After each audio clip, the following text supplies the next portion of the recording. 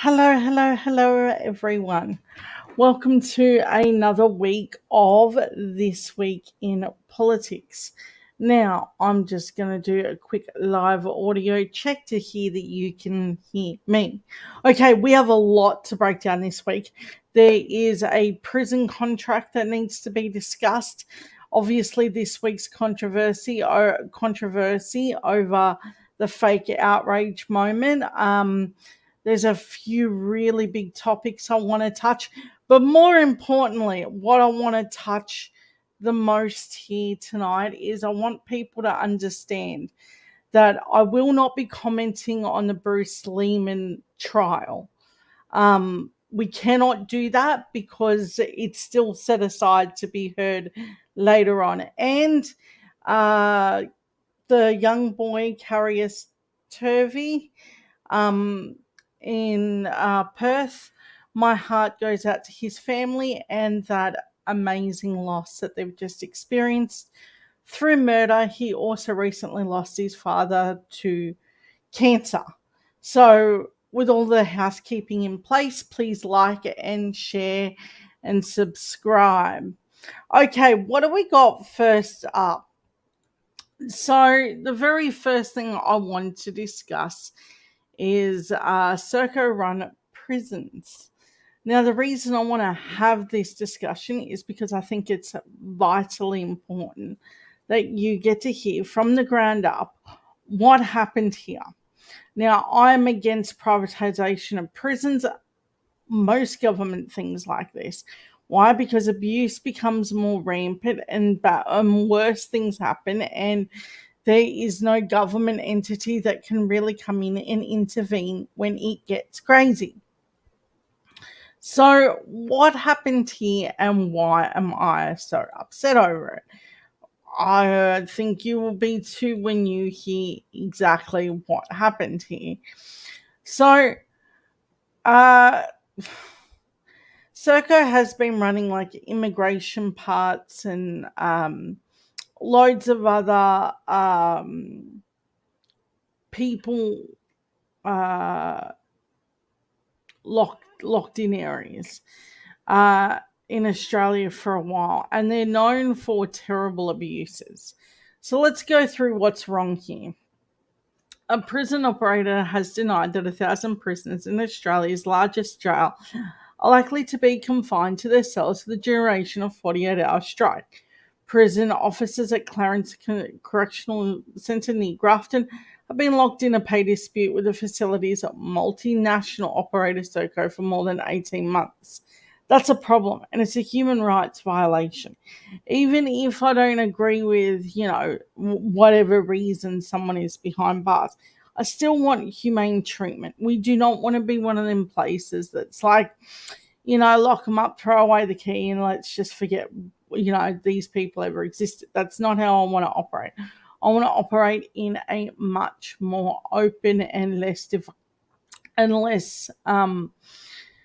inhumane practices as possible. I might not have to like what they're in there for, but I do have to be ethical about doing it. Brad Collins, a coordinator for Justice Action, which represents prisoners, said inmates had already been locked down continuously during the COVID-19 period. And of course, Serco is not going to pay the appropriate price because why would they? But I think that that's going to be an ongoing issue with that. The next thing I want to touch is the definite fake outrage of Michelle Laundrie and the very obvious moment where you roll a tape and you can see that it was not exactly how she claimed. So let's have a look at what that looks like. Okay. So I think it's this one. So here we go. It's 49 seconds. You get to hear it all in its context and you get to see her reaction. So the claim is that she came out of here crying and all outraged and what have you. Well, let's roll the tape. Let's see. As Infrastructure Minister, there was substantial investment went into Rockhampton roads, particularly Yeppen floodplain, which we funded. Did the planning for members on my left. Yeppen floodplain. Yapoon's a different place. Yapoon's a different place, and you might want to ask the member for Capricornia because Yapoon. See, she looked quite happy and jovial about the whole thing. It seemed normal. Is on the coast north of Rockhampton, and Yeppen floodplain is to the south. It's the southern entry of the Bruce Highway into Rockhampton. Queenslander! Members on my right. So there is the exchange, but let's break this down for a moment. Since the media want to do their outrage moment at Labor, and we've just clearly rolled the tape where Michelle didn't have an issue with it, but apparently later on she seemed to think it was very aggressive, and then she showed pictures of Albo pointing. Couldn't prove if it was at her or anything, and couldn't say anything like that, but she got to make the claim. So let's break it down. No, Albo was not at you, Michelle. So there's more to this. As the story progressed, it got a little bit more feral. So here's where that landed. Okay. David Crowe thought that he would do this. And now this become a story because of him. Now check out this part. All right. He initially went with the same narrative, but very quickly realized that there's a video and that roll tape could be a thing. And Ronnie Sold very quickly addressed it and then said, did you personally witness Miss Laundrie leaving the question time in tears? Okay, so instantly his credibility was gone. But here's the thing. He went with this, trying to make out like he was not on board with the first narrative. Of course he was. Of course he was on board with the very first narrative. Because it became obvious that there was a no story here. He quickly flipped over, changed sides, and went, no, I can see that there's a problem with this. Do keep in mind that this is a good distraction tool from the far right. They will do this continually. It doesn't have to be true. They just have to make the claim. And regardless of whether I think, bullying is a real issue. But these fake outrage ones, that just makes me furious. Because it makes the real victims seem like they're not honest in their take of that.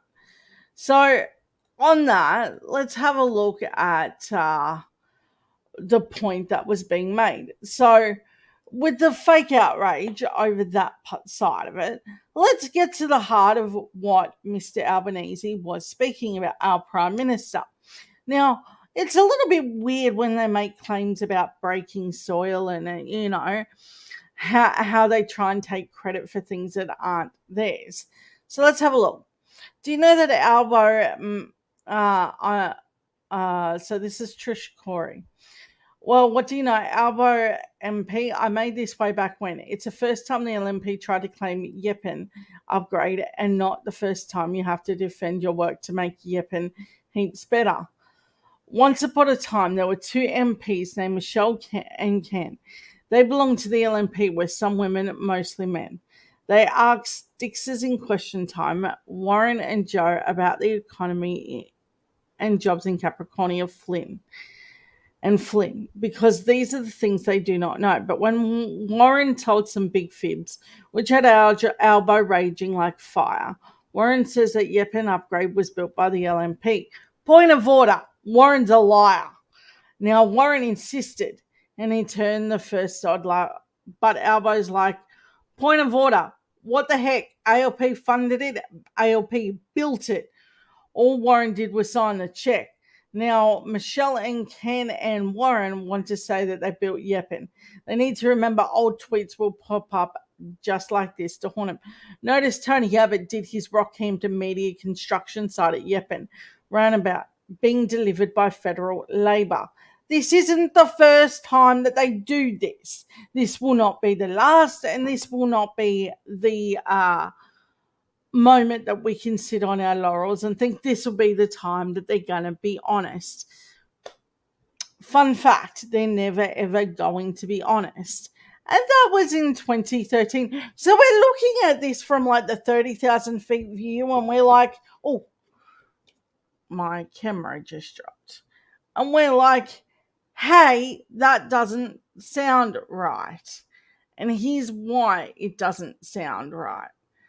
And the very fact that we're here even having this conversation, it's so frustrating that their fake outrage has outlived the reality of this. So since 2013, they've tried to take credit for this project. And this was like a microwave version of how can I take credit for a project in which I had nothing to do with. Twitter is an amazing value tool. You can go way back, and it has the ability to show that who did what and how. So with this infrastructure at Yeppen, I think it'll keep coming up as it goes along because the Liberals want to claim anything good that they apparently did it. And Dutton didn't even know where it was, so that's even more outrageous. I didn't, and I'm in Queensland, so I'm going to own that. I didn't know where it was. I thought Yeppoon and Yeppen, I didn't know. But Albo did, because he knew where it was because they had funded it. He knew way back when. He's like, no, I've looked at this before. And the great quip that he come up with, Queenslander, straight at him, he knew exactly where the buck stopped. That, I think, is going to be an amazing thing that comes up. So next, I want to talk power. See, it's going to come up a lot about power prices. Now, there is something here that I think you should see about power prices and why this is going to be a big issue. Because I believe power prices are going to be on the rise, and we are going to experience some pretty gnarly times. And let's keep the facts on where we're at with this, because they're not going to stop. And here we go. The Liberals are trying to claim that privatisation doesn't affect electricity prices.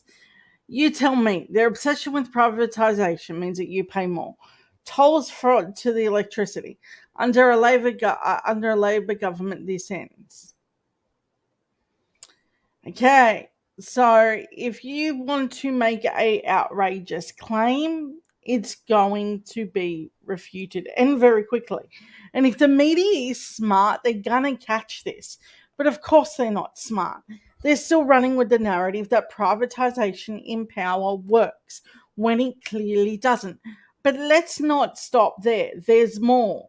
Because I want to give you the full detail of what I believe to be the reality around power. Because you and I, these should be things that should be protected by government for the people.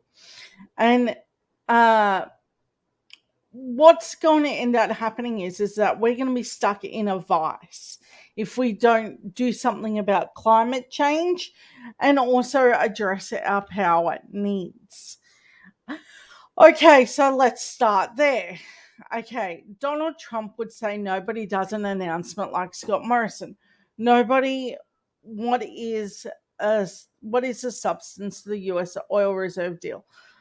So praised by the PM and his energy minister, Angus Taylor. So this is way back when the Americans were supposed to be holding on to oil for Australia.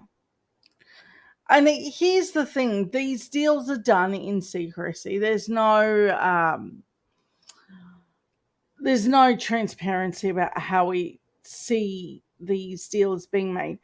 And I don't mind some things not being told to us, but the problem is that when more details come to light, it becomes obvious that this was not the deal that we were promised, and it's far from where we need to be.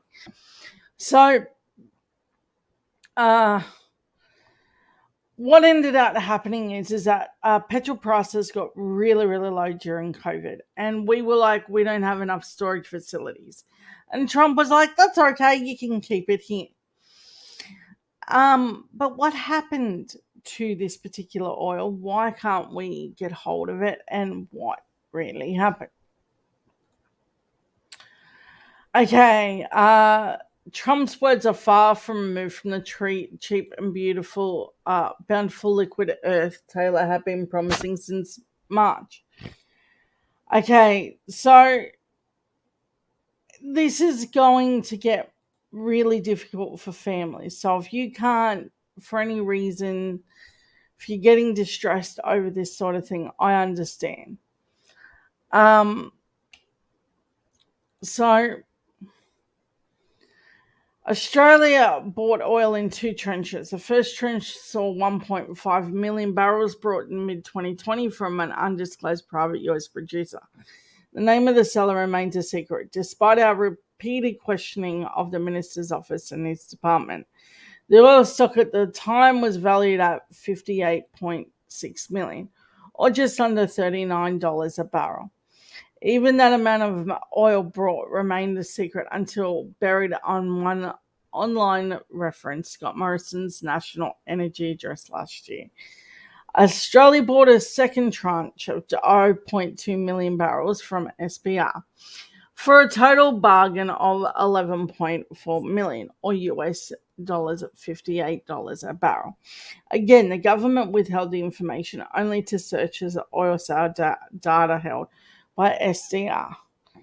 Taylor first spruiked the deal in March last year, West Texas Intermediate Oil, $28 million a barrel. Then the price plunged to minus 38 a barrel in April 2020, before rebounding and rising upwards, ever since currently at approximately $70 a barrel. On the day which oil was priced at $10 a barrel, Taylor was proclaiming Australia would spend $94 million to buy it at the current global price. It really appears Australia missed the boat in filling up super low prices instead buying oil at an approximate average of $40 a barrel. So another scam, another day, and $1 short. That's where we're at. Another scam, another day, and $1 short. So we are screwed. We are royally screwed into this. We're in a real pickle. For anyone who ever votes Conservative, I hate you into oblivion. It's horrible.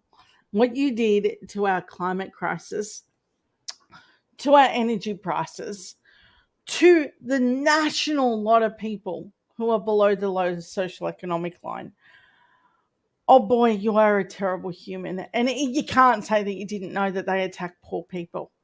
It's their narrative the whole time. It's, I better attack poor people because, and give tax cuts to the rich. This is their ethos. It's what they've always done. Blind Freddy could see this coming. It's awful. So there's that. This camera, after dropping, is now just going to muck around on me and move. Okay, so that showed where we're at with our energy. That's disgraceful, right? But when Labor came up with a budget, apparently Peter Dutton thought that he would reply. But even that reply was terrible. Okay, so listen to this. Albo responds to Peter Dutton's response. That's not welcomed is your budget by the opposition. They're calling it a failure full of broken promises. That's what Peter Dutton said last night. Particularly, they seem to be stuck, which a lot of people are, on the $275 that you were going to save everyone on electricity prices. How do you respond to that? Well, I thought last night was the weakest budget reply that I've seen in my time in politics. It was Peter Dutton just stuck in the past, no plan for the future. It's the first budget reply I've seen where there were no new initiatives, no new policies. He went back to the Fraser government, went through, defended the Howard government, and then re-announced a policy from the Morrison government that they had just a week before the election about rating people's super, even though at the time it was acknowledged that would actually lift house prices as well as damage people's retirement incomes. He had nothing to say about the future, and Peter Dutton's going to have to do a lot better than that. We had a budget on Tuesday night that fulfilled all of our commitments. Funding like this one we're announcing today was in the budget, providing real assistance, making a real difference to real communities. Okay, in Parliament yesterday, Prime Minister, a Coalition MP accused you of bullying her after a fiery moment. Michelle Landry says she felt humiliated when you responded to her question about a road project in her electorate. The member for Capricornia says she left question time in tears and is asking for a public apology. We'll take a listen to that. Yeppoon floodplain. Yeppoon's a different place. Yeppoon's a different place. And you might want to ask the member for Capricornia because they left in the part, see, if they want to claim outrage, they left in the part of her laughing. See, it sort of all goes to shreds pretty quickly. Yeppoon is on the coast north of Rockhampton, and Yeppoon floodplain is to the south. It's the southern entry of the Bruce Highway into Rockhampton. Queenslander! Prime Minister, was that robust debate or were you bullying her? Well, Nat, you would have had the vision. I can't see it there, but the vision that I've seen shows while I'm talking there, the member for Capricornia actually laughing at my joke, which was aimed at Peter Dutton, who interjected in me. He doesn't know his Yeppoon from his Yeppoon. They're two different places. It was an exchange between myself and Peter Dutton, not the member for Capricornia, who I pointed out in that footage that you just showed would know the difference and does know the difference between the two places. If Peter Dutton's going to interject and yell across the chamber as he does all the time while I'm attempting to answer a question, then I'll respond to the interjection when it's so poor, when he didn't know the difference between Yeppoon floodplain, which is the southern entry to Rockhampton on the Bruce Highway, and Yeppoon, that's up there on the coast from the north. So I think that the footage speaks for itself. The Speaker responded and said that there were no issues to be raised there. Okay, Prime Minister, thank you for your time. They were still trying to give her coverage by, that headline of Minister feels humiliated. But we're not done yet, because I believe that this is going to be a more of a substance question. What ended up happening? What were they really trying to cover up as well? Because this is more of a how they operate. There is a cover story underneath this. Because Dutton has appealed so badly to people in every single poll. I haven't seen Dutton come across as a real human. But let's have a look at this. So there's more to it. They've hit a lot of little nasties inside the LNP. Now, as we go along, this become more of a don't look at what we did. They were trying to hide the fact that they changed the law in revealing how power prices would jump. Now, check this out. 31st of March 2022, from Angus Taylor. He said he didn't see it or know anything about it. It's two simple changes. Item 1, paragraph 17, omit 1st of May, substitute the first business day after 25th of May. How subtle is that? How subtle is that?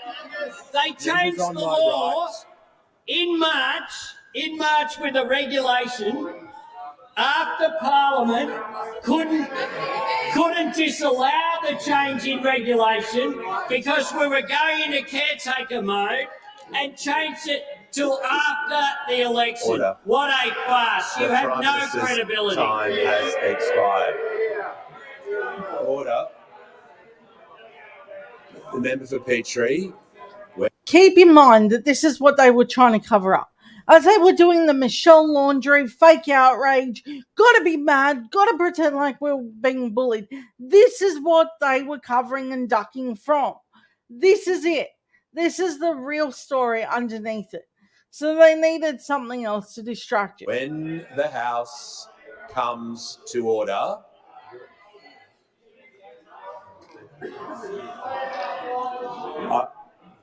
the Leader of the Opposition is seeking the call. I am, Mr. Speaker. The Prime Minister's used unparliamentary language toward the Shadow Treasurer. He should be asked to withdraw it.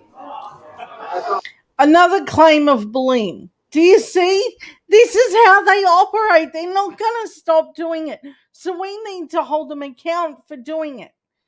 You can even see, like, this is just outrageous.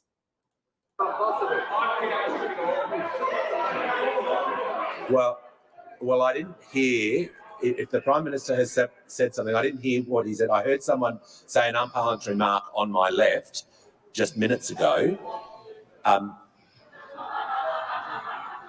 Does the Prime Minister wish to withdraw? Mr. Speaker, that's one of the nicest things I've said about the Shadow. That's it. That's one of the nicest things that we've said about him. But we're not done. We're not done because they're not done. We need to, needle it home. We aren't done, baby.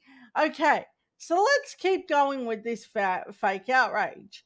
Susan Lee, because she can't help herself, she has to do a presser and then go, no, I'm really, really upset with you. So let's take a look at her amazing response here. Let's check it out. Okay.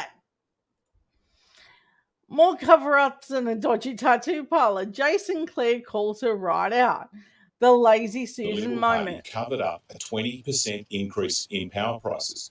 They changed the law so that instead of it being published before the election, it was published after the election.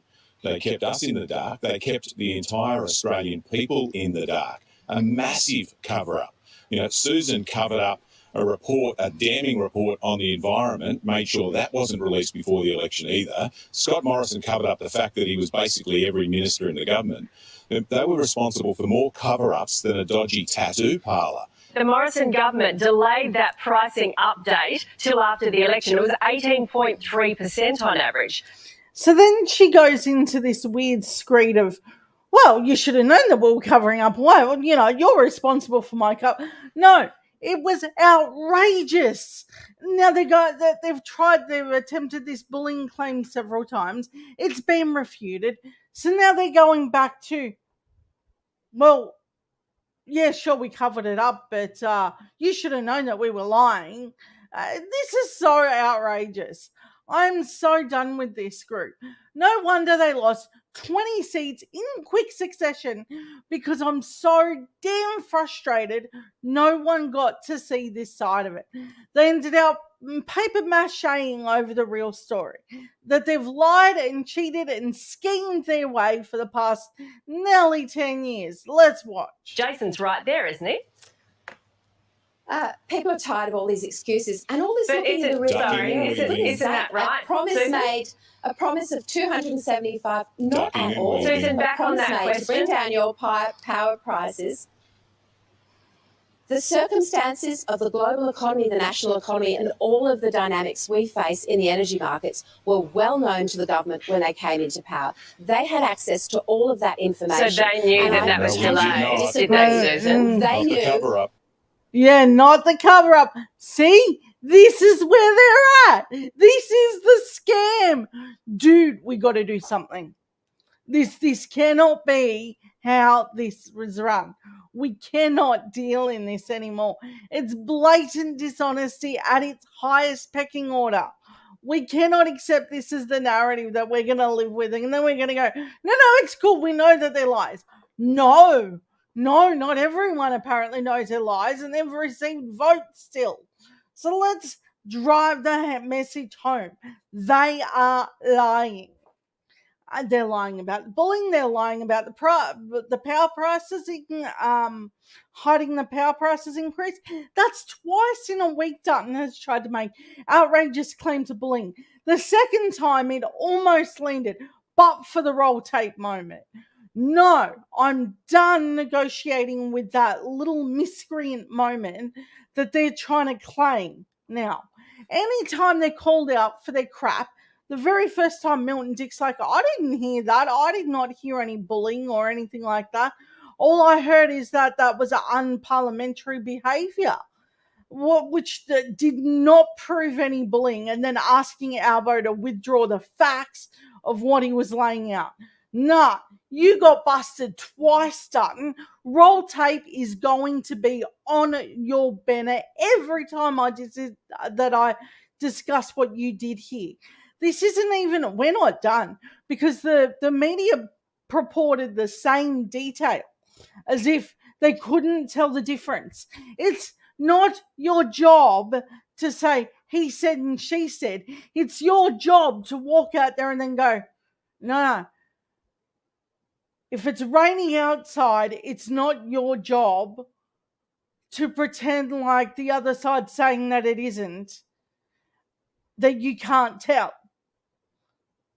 It's your job to tell them exactly what's going on. This type of crap needs to stop, and now. There needs to be a media inquiry. There is no doubt in my mind this was a setup. So I'm really not normally this animated, but tonight they caught me in a little bit of an upset moment. This is not normal.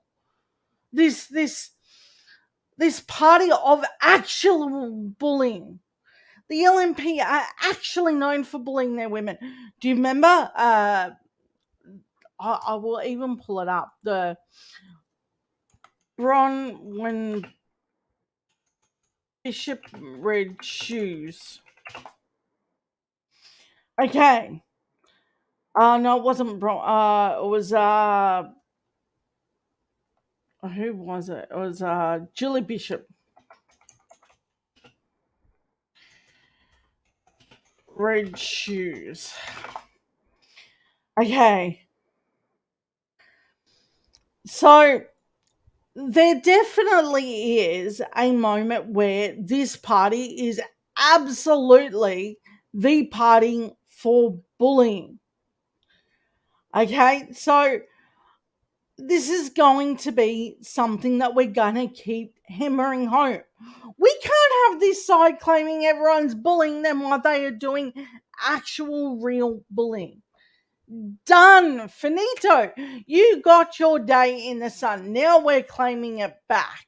You now need to sit in the dark until you can tell the truth. This is not how politics should be run. All right. So now that we've moved past those moments, we are going to talk about Medibank. So there is always a comedy sketch that comes up every once in a while on the ABC. Check this one out, and you might actually love this one. And now, some exciting news for Medibank customers. Medibank Private is going public, with your data, unfortunately. So on behalf of everyone here at Medibank, we apologise for this latest hack. That said, we are excited to announce our new range of premium apologies with optional extras such as grovelling, hand-wringing, and barely reassuring corporate speak. No matter which level of apology you choose, the good news is that this increased access to your personal data comes at no extra charge. So we did think about it. Plus, we've managed to contain the hack so that it only affects 4 million people. Or, to put it another way, 1 in 1 of our customers. And if you used to be a customer of Medibank but left, well, we don't want you to feel left out. You also might be affected. So, what do you need to do? Well, nothing. What do we need to do? We don't know. Now, many are wondering just how all our customers' personal data could have been exposed. Well, we want to assure you that our sophisticated cybersecurity team is asking Jeeves everything he knows. Any luck? Nothing yet. Maybe try Bing?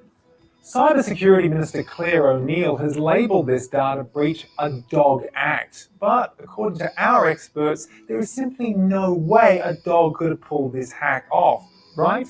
That's what Bing's telling me. But if it wasn't a dog, and we're pretty sure it wasn't, then who else would have the motive? Well, we're not pointing the finger at Amy Insurance, but we are hoping to interrogate these two individuals. But what are we doing to help? Well, for starters, we're no longer pushing ahead with our premium increases. Until January 2023. Aren't we generous? Because let's face it, you should be paying extra for this kind of service. But regardless of what's happened, we can't stress enough the importance of having insurance. It's a lesson we learned the hard way. It may have surprised you to learn from our announcement that Medibank does not have cyber insurance. But in our defense, we don't have insurance because, you pay all this money for peace of mind, and then your data gets hacked, and you're like, why am I even paying for this? And it's just not worth it, is it? Medibank. We're in trouble now. That is brilliant. And that is a sign of all these data breaches that we're seeing across the country. Everything from there was a prison security hack that I was talking about last weekend where prison guards had all their tax file numbers, all of their driver's license details, like bank card details because of how they were getting paid. And that was a really big breach at a prison in Sydney. And they did it through a worm hacking. And it was quite interesting to read the methods in which they did it. But it's so weird because we've known for nearly a decade, do not open weird emails. Just don't open them. It's weird that you would open them. But apparently companies have not taken the same approach. They just open up any old email and then go, she'll be right, mate, right up until it's your stuff gone. I think that this is going to be a bigger, wider thing. I do not think that they have the capacity of understanding of how big this problem is going to be. But as this goes along, we're going to have to get smarter and more ahead of the curve. It seems like since the internet's inception, it's like that you can hand over all this stuff, but no one really knows what happens to it from that moment. But you can't get any stuff if you're not handing over all this stuff. For instance, all right, I'm going for finance. All right, now if I want to go for finance, I need to hand over my driver's license, my birth certificate, my pay slips, my tax file number, all of that. Does the finance company show me that data is safe? No. But if I don't hand it over, they say, well, we're protecting against fraud. So am I, actually. So I would like to know what you're doing with it. And that's the outrageous part of this. We aren't being taken care of in this moment. We're not meeting that moment. So I want to talk about another part of media that won't address things. Now, there's been a plagiarism incident. Yes, that's right. Courier Mail got caught in a plagiarism scandal. Now, you would be thinking, rightfully so, why would they do that? They have a team of journalists, they got their own sources. Hell, they're even so tapped into the LNP. The LNP joined the Courier Mail. I mean, that's the reality. So, here's what I found on Twitter. First, it started off with this little tweet from Kevin Rudd. Murdoch's Courier Mail quietly admits it's stolen news contents, not crediting ABC News. Editor Chris Jones' 12-page political personal attack on the Premier was so vivacious that his troop couldn't even be bothered to write their own copy. Jones embodies Murdoch arrogance. Okay. So this is also a look at how they do it. And this also shows where the ABC is at. They just do this ad hoc attack, and then whatever in the middle happens. But let's have a look at the original source. Okay. The original source is here. Why does today's Courier Mail analysis of Premier Palizak by Peter Gleeson contain word chunks from my analysis of the ABC News on Jackie Trude's departure more than 2 years ago? Yeah, that's a sign that the ABC is not only going in the wrong direction, so much so that the Courier Mail's like, nope. We know a good burn when we see one, and we're not going to credit the original people for writing it. We're not going to admit that the ABC is so right-wing that we're stealing from it. No, why would you do that? That's the outrageous part. This is what we're left with. So there are two major problems for me in this.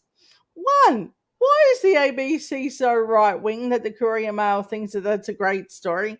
Two, why didn't the Courier Mail write its own hack job of a story attacking ALP? There's just so much to unpack here. Where do you start? So that, to me, I found very interesting. Okay, but while we're on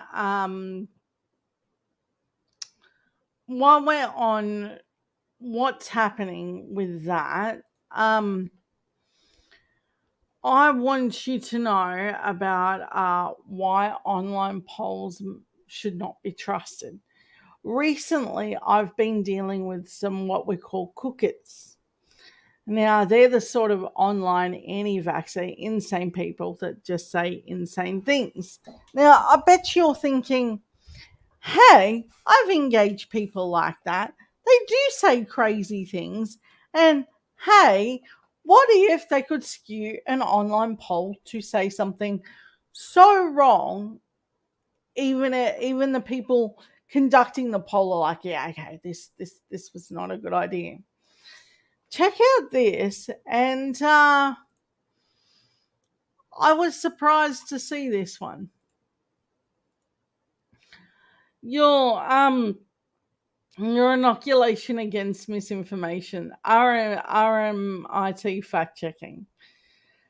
Okay, why online polls shouldn't be taken with a grain of salt. Mark Twain, who once said, if facts are stubborn things, but statistics are pliable. This week, a popular Australian news site appeared to underscore his point, sharing the responses to a set of online questions posted on its site, news.com.au, because, of course, reported the surprising finding that half of all respondents said that they regretted getting the vaccine against COVID-19 or were happy with their decision to remain unvaccinated. Meanwhile, only 35% of more than 45,000 people said that they were vaccinated and would make the same decision again. But those stats are problematic. See, this is why the right wing will continually skew things in their favor. It doesn't matter. It doesn't have to be true. It just has to be the narrative that they carry. It's a little bit of like of a deflection. Anytime that you go, hey, hold on, that doesn't seem right. They hold up a weird mirror to you and then go, oh, really? Look at your side. And they will flip it every which way you possibly can. But they're not done. Despite suggestions that the data tells a story about Australia, the poll responses contradict the data collected and reported by health authorities and do not appear to reflect reality. While 44% of the news.com.au respondents claim that they had not received any doses of COVID-19.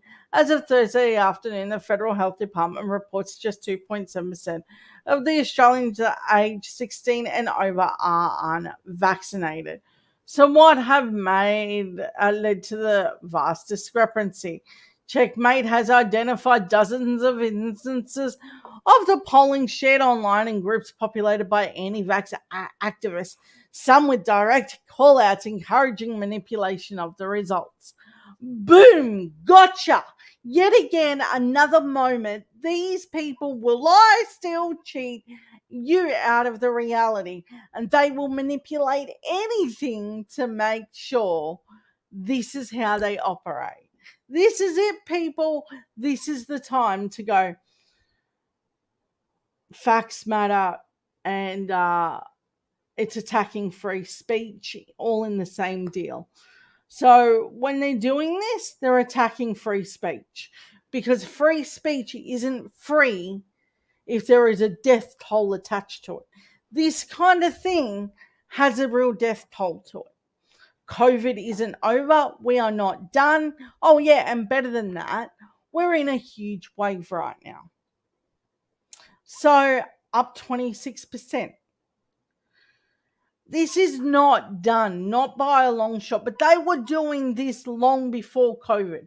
COVID just gave them the ballsy notion that they could say whatever they want, manipulate whatever they wanted, and to den with the facts.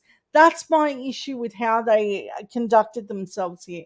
I personally think that they should have taken time to not release these online poll results until they broke it down in a moment where they proved that the anti-vaxxers skewed these poll results.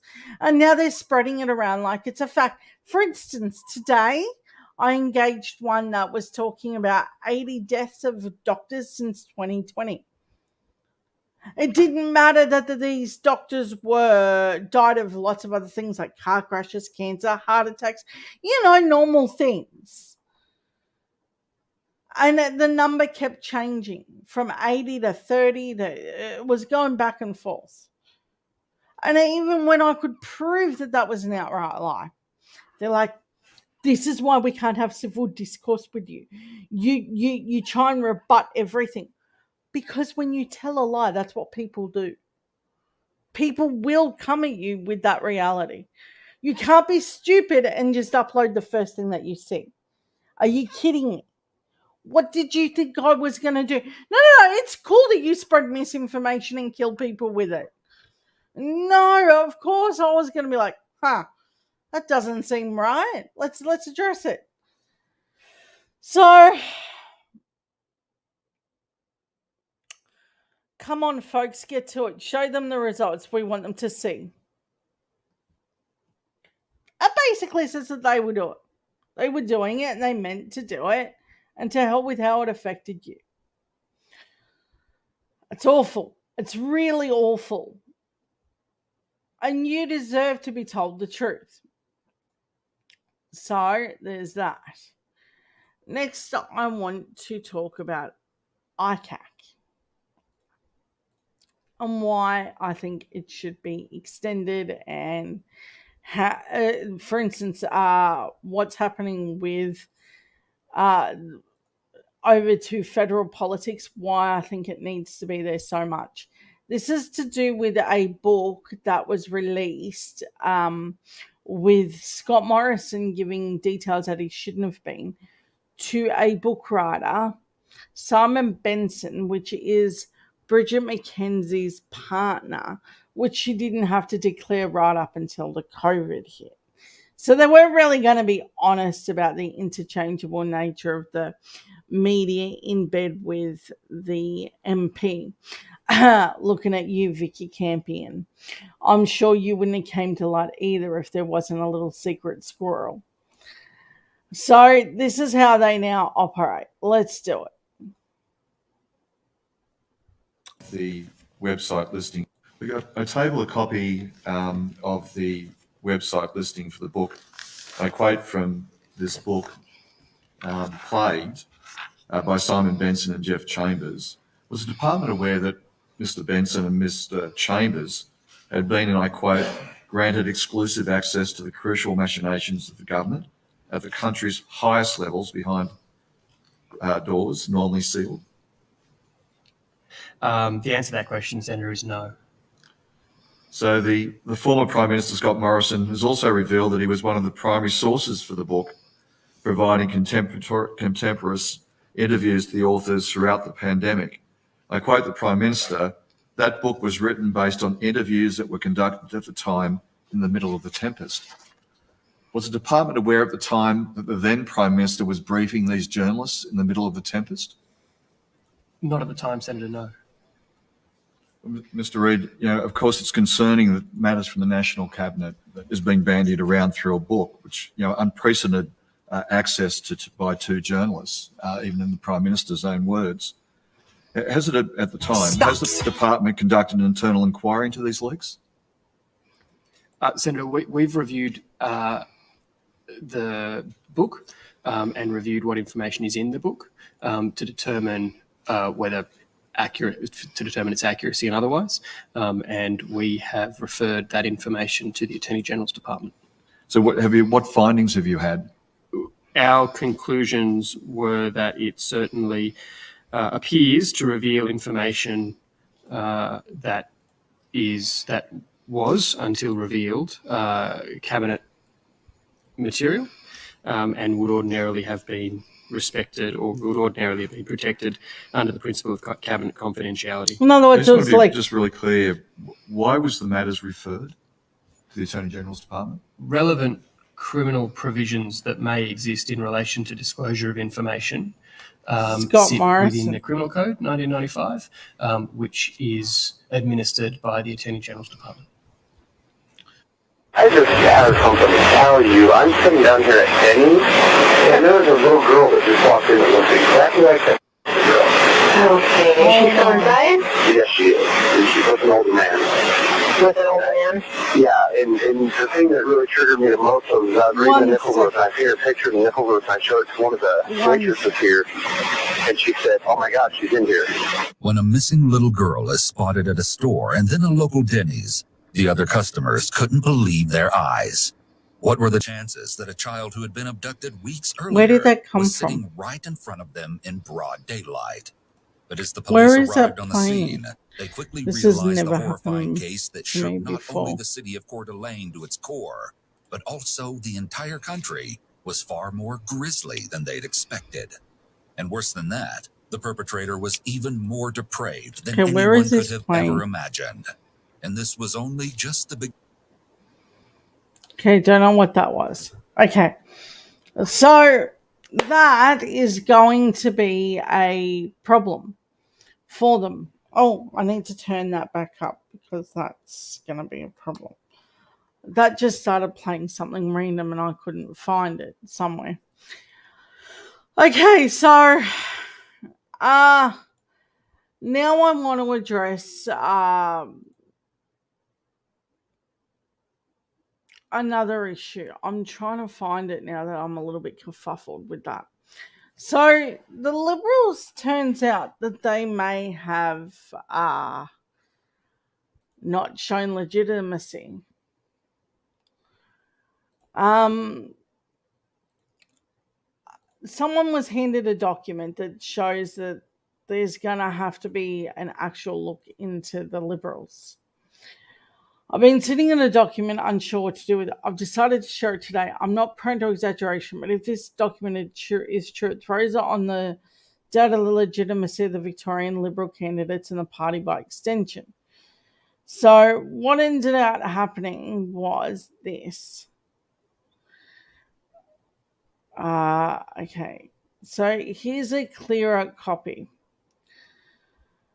So it turns out that they could be intertwining themselves with the idea that Pentecostals and infiltrating it with major extremist views. Okay, so voters in the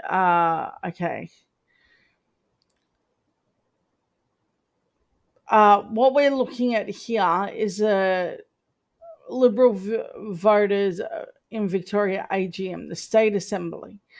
this is going to be a really, really big story. And I think that this is where we're going to see it. Because this isn't the first time I've heard a claim like this. Here's where that came from. Okay, so talking about pre-selections and how she was pushed out of the party as a moderate, and because she didn't follow the same religious values of these groups, turns out that there could be a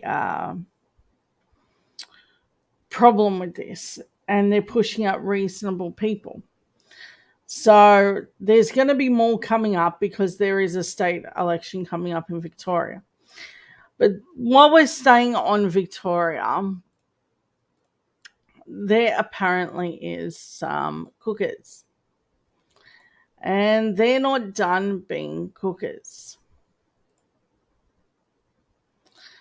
Check out this moment when they get called out for being who they are. Bad language in this video, take note. What do you think of what's going on right now, mate? I think it's bloody ridiculous. There's no common sense at all. I mean, what's vaccination's the only thing saving the population? You reckon vaccinations are saving us? Absolutely. At my age, I need it. Somebody like you may not. You're a cunt. I'm a what? You're a cunt. Oh, all right. Thank you for that kind word. You might want to put your mask on again. That's all. Go back to where you came from. You're ridiculous.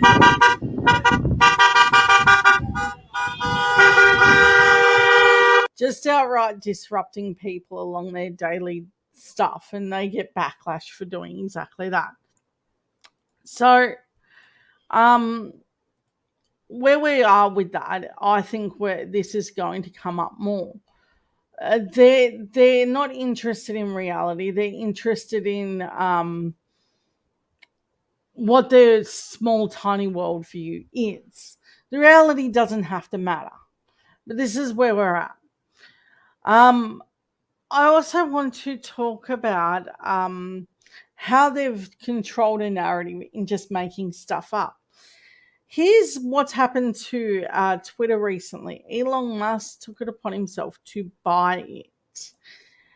And what you're about to see is someone pointing out how insane that all is and how he controls the narrative. It's amazing. He's going to bring humanity to Mars. You're not being serious, are you? This is a bit, right? What? He is a genius and a self-made billionaire. Oh, you might want to sit down for this. He started his first company with money from his dad and his rich friends. Well, he ran it well enough to make it huge. Not really. He sold it for $22 million to a larger company that was just trying to squash all competition, and then he got even more money. Raising $50 million is a matter of making a series of phone calls. He's still a genius. He'll never be able to take that away. His online banking startup had a security flaw that was so bad you could transfer funds from anyone else with just an account number. The board fired him because he was ruining the company financially, but he still made $180 million when it sold. He is the reason we can have a green future. I'd like to be on the cover of Rolling Stone. That'd be cool. What he really wanted was fame. He still founded Tesla. Tesla was founded by Martin Eberhard and Mark Tarpenning. Who? Not Elon. He bought in. He became CEO in 2008, then started a media campaign to get loans and investments. Daimler said they would invest if he got a Department of Energy loan, so he lied and said he did. Then he applied for the Department of Energy loan and put Daimler's involvement on that application. He lied to get the loans? Yep, $451 million of government money. And now Tesla makes money in an interesting way. Selling carbon credits. Companies' carbon emissions are capped, and Tesla reduces emissions so they earn a lot of credits. And they sell them to the companies that go over.